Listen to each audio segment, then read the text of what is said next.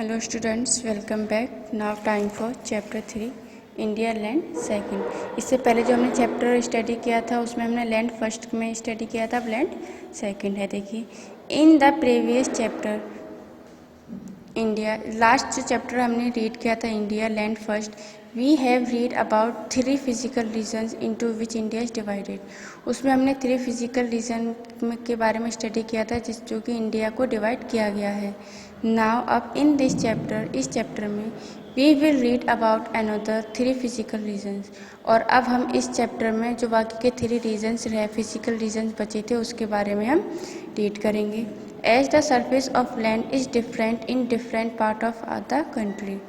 जो सरफेस है, हमारे लैंड की जो सरफेस है वो डिफरेंट है, यानी कि सब कंट्री के अलग अलग पार्ट हैं और सभी पार्ट जो बहुत ही एक दूसरे से अलग अलग हैं। वी विल रीड अबाउट, अब हम रीड करेंगे the peninsular plateau, the coastal planes, the island.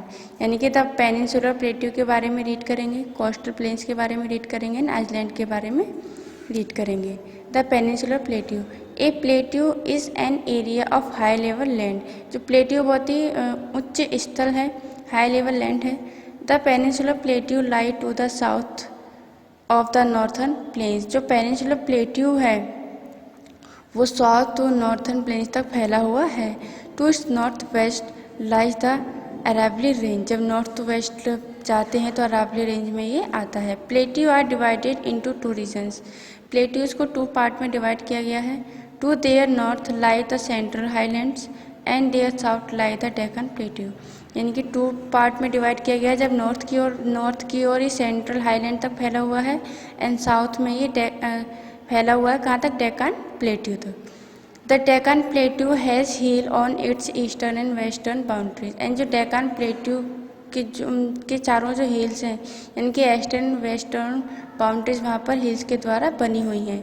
The eastern hills are called eastern ghat, यानी कि ईस्टर्न हिल्स को ईस्टर्न घाट्स कहते हैं। And western hills are called the western ghat, और वेस्टर्न हिल्स को वेस्टर्न घाट्स कहते हैं। The coastal plains, along the western and eastern coast of our country lie stripes of fertile plains. जो वेस्टर्न और eastern coast है हमारी कंट्री के, वो फर्टाइल लैंड तक, यानी कि सब जगह फैले हुए हैं। फर्टाइल प्लेन्स यानी कि उपजाऊ मैदान, वहाँ पर उपजाऊ मैदान हैं। The eastern coastal plains are broader than the western coastal plains. जो ईस्टर्न कोस्टल प्लेन्स हैं वो वेस्टर्न कोस्टल प्लेन्स के ब्रॉडर यानी कि व्यापक हैं, इनके उनके बीच व्यापार चलता है। ब्रॉडर यानी कि व्यापक। The soil here is more fertile, यहाँ की जो सॉइल है बहुत ही ज़्यादा उपजाऊ है। बिकॉज, क्योंकि great rivers like Mahanadi, Godavari, Krishna and Kaveri etcetera flowing through is slow down here. यहाँ की जो भूमि है, मिट्टी है, वो इसलिए उपजाऊ है क्योंकि यहाँ पर नदियाँ जैसे महानदी, गोदावरी, कृष्णा एंड कावेरी, ऐसी कुछ नदियाँ हैं जो कि यहाँ से बहकर जाती हैं, जिसकी वजह से यहाँ की जो सॉइल है वो बहुत ही उपजाऊ है, फर्टाइल है। The islands, Andaman and Nicobar island in bay of Bengal and Lakshadweep in the Arabian sea are part of India. Andaman and Nicobar island जो कि बे ऑफ बंगाल में है वो भी हमारे इंडिया का पार्ट है, अरेबियन सी का पार्ट है। लक्षद्वीप भी हमारे इंडिया का ही पार्ट है। ये आइलैंड है अंडमान एंड निकोबार आइलैंड जो कि बे ऑफ बंगाल में है। ये थे बाकी के 3 regions, islands, coastal plains and peninsular plateau. ये 3 रीजन्स हैं जो कि हमने इस चैप्टर में रीड करें। बाकी के 3 हमने लास्ट चैप्टर में रीड किए थे। आपको ये जो रीजन्स हैं ये सभी आपको लर्न रहने चाहिए, कौन कौन से रीजन्स हैं। जैसे इस चैप्टर में ये 3 दे रखे हैं एंड लास्ट चैप्टर में और भी 3 है, वो आपको याद रखने हैं।